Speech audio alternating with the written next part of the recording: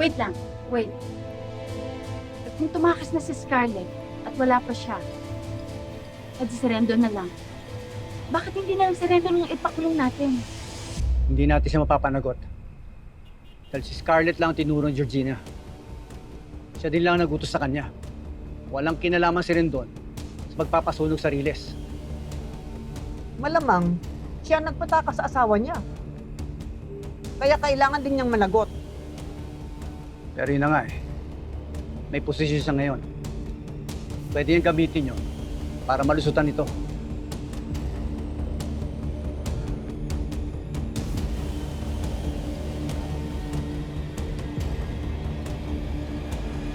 Nakahanda na ba yung tutuluyan niyo? Yes, Dad. Naipahanda ko na lahat. Rendon, take care of everything, okay? And talk to Mayor Sikat. Dapat siyang tumutulong sa atin dito. Hindi na natin hawak si Mayor Sikat. May balak pa nga siyang ilaglag tayo. What? No way! So what? What are we gonna do, huh? Rendon, hindi ako pwede magtagal dito.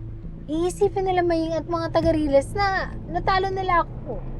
Hindi pwede, ayoko. Kailangan ko makabalik dyan agad. Ako lang bahala. Palamig ka muna. Sa ngayon, huwag ka muna magpapahuli. Matos, ikaw na bahala sa mama mo. Yes, of course, Dad. I'll take care of Mom. Congrats! Nalinis na ang pangalan niyo. I'm really happy for you. Ako rin naman, Chelsea. Masaya rin naman ako dahil alam nilang wala kaming kasalanan.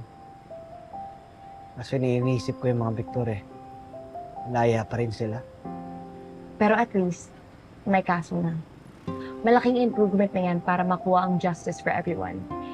Hindi naman forever makakapagtago sina Matos at Tita Scarlett.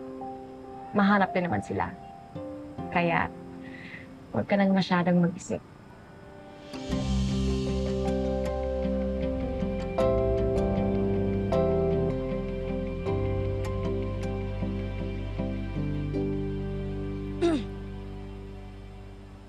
Sorry, nagambala ko ata kayo. Ibibigay ko lang sana to. Thanks, Mutya. Ititas na rin. Oo nga. Hindi na. May table din kami dun sa loob ni Nasig. Alam mo naman yun, sa pang-alagain. Una na ako.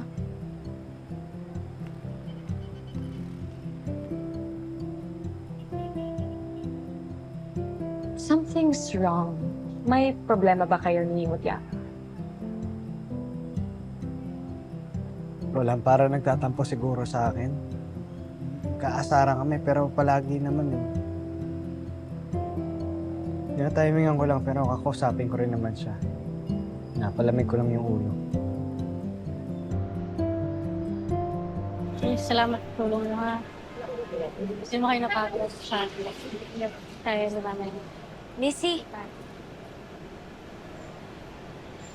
O bakit? Ano kailangan mo? pwede pa tayo mag-usap? Sige, kita lang tayo mamaya, ha?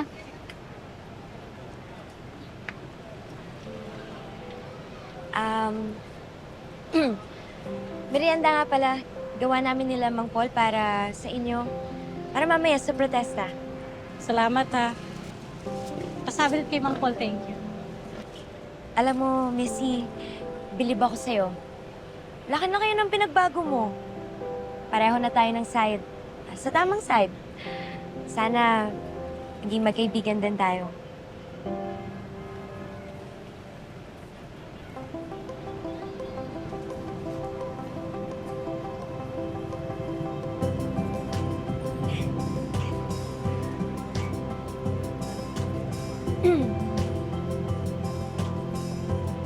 Parang kulang, no?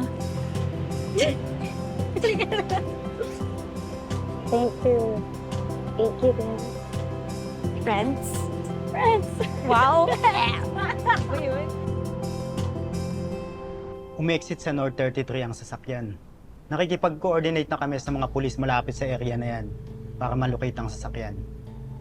Salamat, ha. Tutulong ho kami sa paghahanap, sir.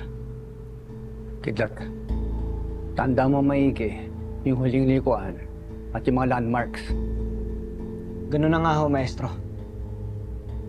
Kami na ho maghahanap sa mga Victor.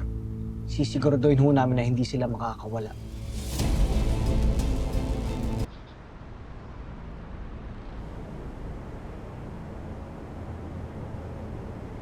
Ano ba yan? Bakit naman kasi ganito sa akin kinuha nyo? I can pay naman. Sorry po. Ito po kasi yung service ng milisya. Ma'am, konting tiis na lang. Mas okay na ganito yung sasakyan natin. We don't look suspicious here.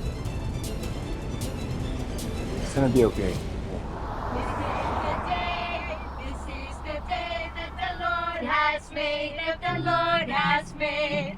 We will rejoice and be glad in it, and be glad in it. For this is the day that the Lord has made. We will rejoice and be glad in it. This is the day that the Lord has made, that the Lord has made. We will rejoice. Kupad naman ito. This is the day that the Lord has.